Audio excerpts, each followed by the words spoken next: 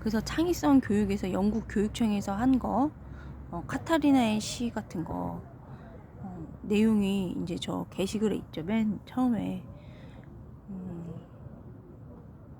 태양과 하느님의 대화에서 태양이 왜 어떤 이 세상은 완벽한데 제가 기도할 때 어려움에 어떤 가뭄이 많이 와서 어려움에 처했을 때 하느님은 왜 체스 게임이나 뭐 이런 거에 관심을 두셨냐.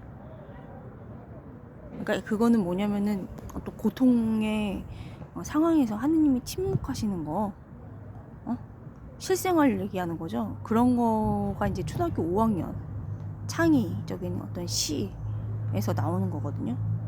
근데 저희 나라에서는 이제 그때 이제 했던 게 사람은 무엇으로 사느냐, 톨스토이의 이런 거 가지고 수업을 통합 논술을 하는데 딱 주제 뭐 거기 국어 수준에 그걸 합쳐놓은, 그때 이제 대유행했을 때, 그 이후로는 대유행이 없었죠. 근데 그때 당시에는 그거를 딱 국어 수준에 문맥적인 뭐 어떤 알맞은 단어라던가 주제라던가 본문 내용 해석이라던가 이런 거만 있었는데, 이제 사실 여기서 금방 비교를 해보면은 어떤 게 차이가 있는지 알 수 있는 거죠. 사람은 무엇으로 사는가 라고 했으면은 무엇으로 사는지 먼저 물어보겠죠. 근데 저희 나라는 이제 수업을 하면은 만약에 어떠하면 이렇게 나오죠. 근데 여기서는 이제 돌발 상황을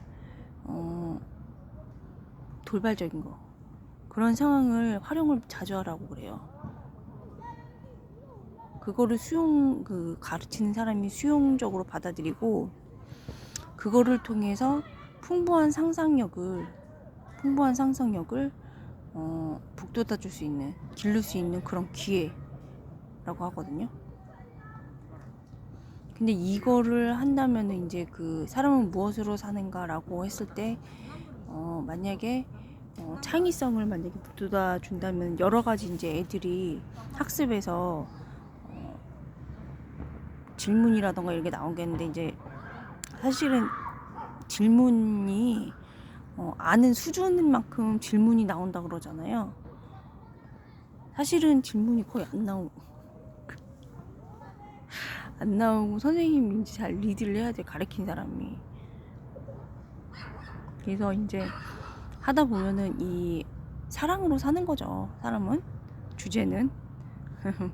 근데 이제 그거랑 사실은 이제 톨스토이가 저희 나라에서는 이제 교수님 정도가 막 이런 거를 해석을 하는데 간단하게 나온 책 자체가 없어, 일단. 근데 거기에서 이제 또 다른 거를 보자면, 이제 톨스토이의 데뷔된 게, 저는 이제 뭐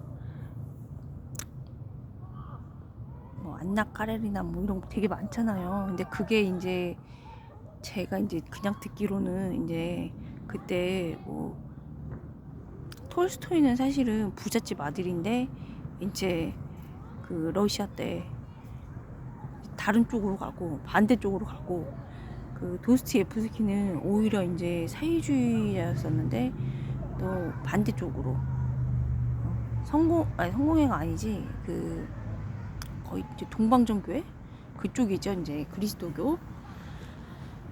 그쪽으로 가서 이제 또 바뀌었죠. 서로 처지가 이제 좀 바뀌고 이제 그랬는데,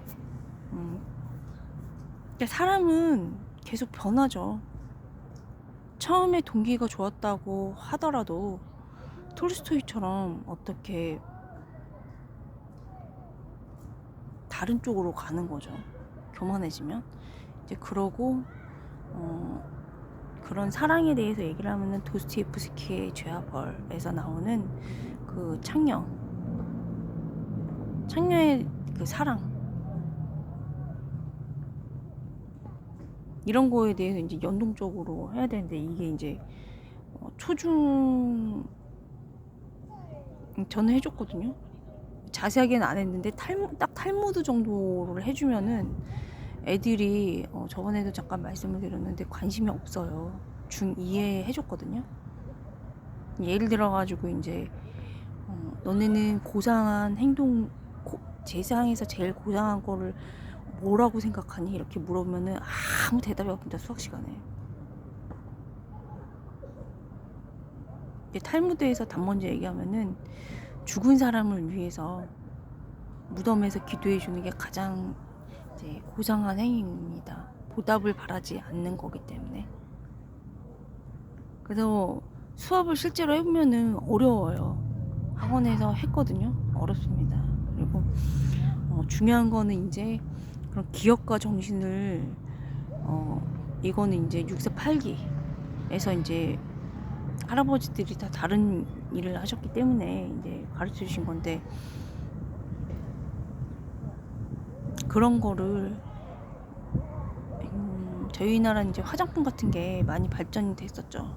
그래가지고 화장품 같은 것도 많이 이제 어떻게 성공했는지 그런 것도 이제 많이 해줬는데 중요한 거는 그게 이제 어떻게 상장이 돼서 선순환이 돼가지고 주식시장에서 어떻게 돌아가고 기업이 사실 미국 같은 경우에는 정말 의도대로 배당도 제대로 들어오고 막 이러죠.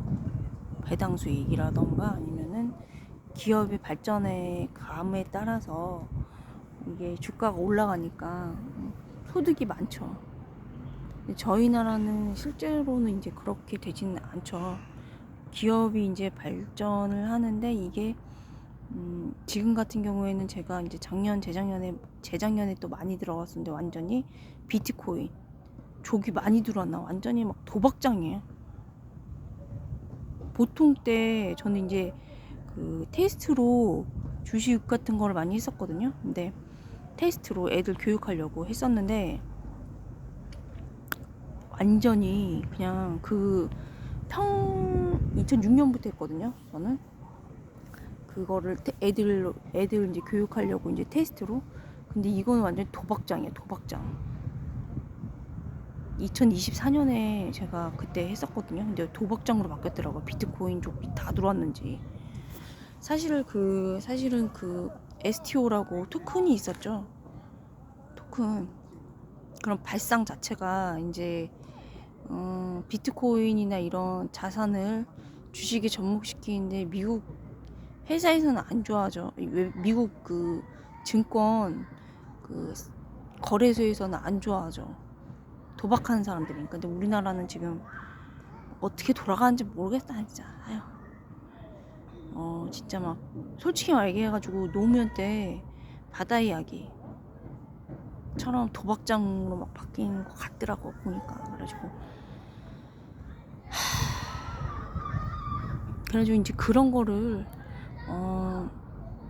해야 되는데 아는 만큼 이게 지금 수업이 되는 거잖아요.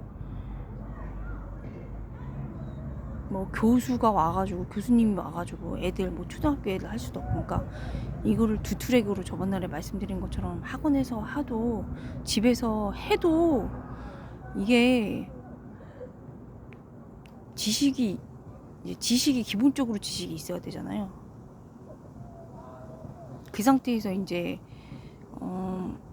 해도 수시로 해줘야 되거든요. 그래서 힘들지만 해야 된다. 희망이 없다. 아니면 그렇고요. 그리고 이제 저는 박희영 복당 그 국힘당에서 그 말도 안 되는 우상화 편드느라고 무고한 그 사람 복당을 안 시키는 거잖아요. 제가 분명히 얘기했지만은 이거는 이제 정치를 모르니까 시진핑이 다 측근까지 축청하는 이유가 뭐겠어요. 폭망이죠. 겁을 먹지 말고서 이렇게 해야 되는데 겁을 먹고 이렇게 해버리니까 인원수로. 지금 여기 이렇게 뭐 있는 사람들은 이민족이라던가 이 사람들은 무식하죠. 무식하고 이제 머릿수를 어떻게 해보려고 하는데 망한 나라입니다. 200의 시. 중국이 이제 활활 타면서 국지전으로 나라가 이제 망하고 활활 타면서 망하는 그 나라를 바라보면서 읊었던 그런 시가 있습니다. 그런 사람들입니다. 그래서 이거를 잘 이렇게 해서 해야지. 이거를 자꾸 우상화시키면서 우상화 편들어주면서 무고한 그 박희영 복당을 안 시키고 표만 바라보면은 이제 그 따라가는 사람이죠. 리더가 아니고 표 따라다니는 사람들. 그래서 제가 아까 잠깐 말했지만은 사람들이 평가를 정치 그 648기가 해줬기 때문에 많이 쳐줍니다. 실제로는 전문이잖아요, 정치. 그래서 근데 지금 너무 이제 11분인데 이제 빨리 하고 끝나야겠다. 그 창의성 교육을 하는데 대학교라던가 회사라던가 산학연계전가 그런 게 실제로 성과로 나와야 돼요. 실제로 성과가 나와야 되고 그러기 위해서는 일을 잘해야 로비를 받을 수 있거든요. 후원.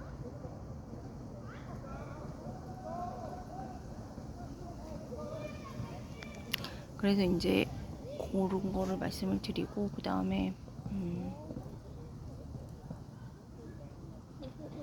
저는 이제 그 전에 보여드렸지만은 좌우가 없습니다. DJP라 IMF 때 DJP 연합이라 없습니다. 그래서 이제 민주당에도 이제 그거를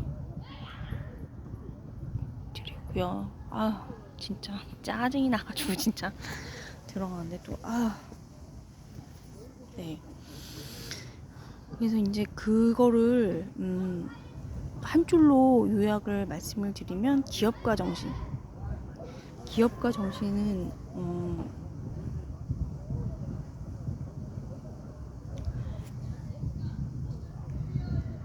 수출을 할 수 있게끔 원스톱으로 해놨다고 하는데, 제가 창조경제혁신센터 뭐 이런 데 가봤거든요. 시청역. 근데 그렇게 막아놔서는 그렇게 뭐 물론 자리가 없어가지고 그렇게 되게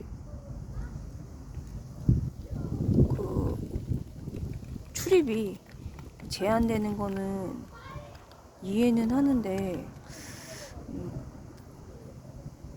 실제로는 이제 뭐 도움이 돼야, 실제로 도움이 돼야 되지. 이 세상을 많이 사랑한 사람이 이 세상을 차지하죠. 뭐가 됐던. 그래서 그냥 작은 뭐 치적하려고 그거를 형식상으로 해놓기보다는 실제로 도움이 되는 사람들한테 도움이 되는 그런 게 돼야 됩니다. 그래가지고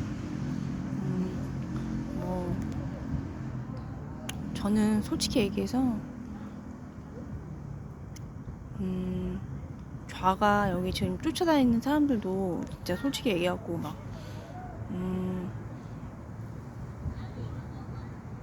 옛날에 봤던 그 정치 시기심 친중이라요. 저번에도 얘기했지만 친중 줄 했으면은 대기업 재인투쟁하러 보냅니다. 그 정도입니다. 파워. 그리고 친중이 서열이 낮죠. 저희 나라에서는 정치적으로는. 저희 나라는 이제 북한이 제일 세고, 그 다음에 제가 봤는데 좀 이상한 사람 많더라고요. 국정원이라 그래가지고 뭐 해가지고 검증을 솔직히 해가지고 사상 검증을 저는 확실히 받아가지고 저한테 받아야 돼요. 사실은. 근데 그 사기꾼이 많아가지고 제가 저번에도 말씀드렸는데 그 정말로 국정원은 뭐만 보냐면은 그 쟁의투쟁하는 거나 이런 것만 해결해요. 다른 거 뭐 정치 이런 거는 그 쟁의투쟁 하기 때문에 거기에 반대해서 아직 자기 정치적 목적으로는 활동을 안 해서 딱 보면은 압니다. 이 정치 시기심으로 정치하려고 시기심으로 움직이는 건지 시기심이 질투가 없어야 됩니다. 아까 말했던 것처럼 진짜 우파는 그래서 그런 거에 자유롭죠. 정치적 자리에서 자유롭기 때문에 그거를 가지고 놀기 때문에 그 사람들 다스릴 수가 있어요. 진짜로 통치할 수가 있어요. 진짜 정치인이죠. 그러니까 정말로 보수 우파는 그런 정치적 질투에 거기로부터 자유롭기 때문에 응? 그 사람들을 정말로 통치한다고. 근데 지금 너무 많이 이게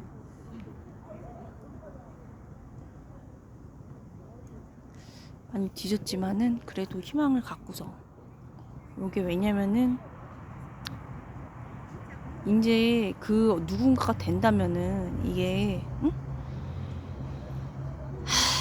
된다고 한다면 그런 좌우가 지금은 거의 없는 정도예요. 우파의 그 정체성이 없다면 기업가 정신, 보수, 미국, 친미 그런 게 없다면은 아무 이제 필요가 없기 때문에 잘 하셔야 돼요. 근데 저희가 이제 시키는 대로 이게 지금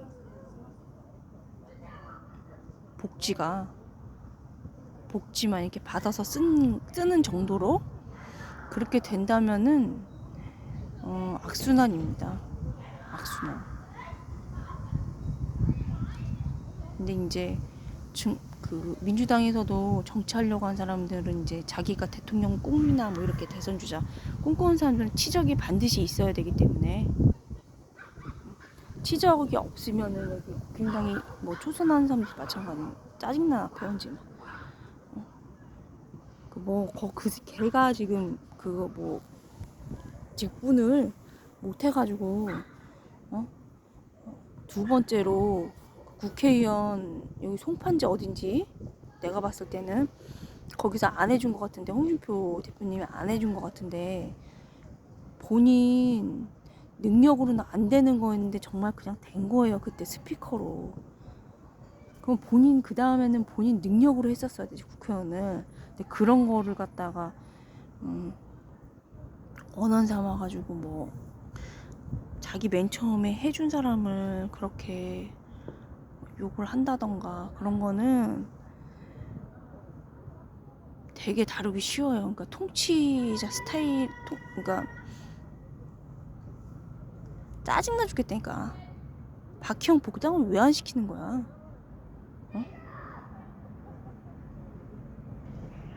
그 배현진은 그 다음에는 없어요. 지금 딱 구도가 정치를 몰라서 그런데 구도가 어떤 구도인 줄 알아? 황동훈이랑?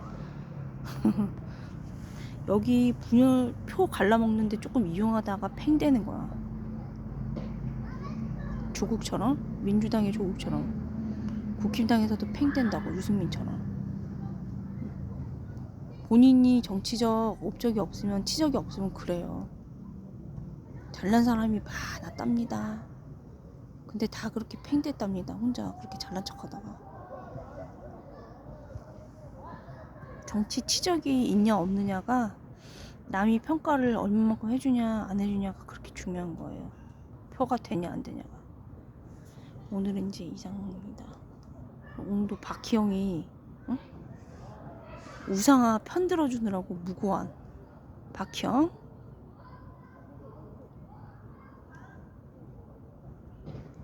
복당도 안 시키고 참 진짜. 장동혁 대표님한테 나도 좀 가서 항의해야겠다. 이정현은 참 공관위원장 이정현은 박근혜 대통령도 응?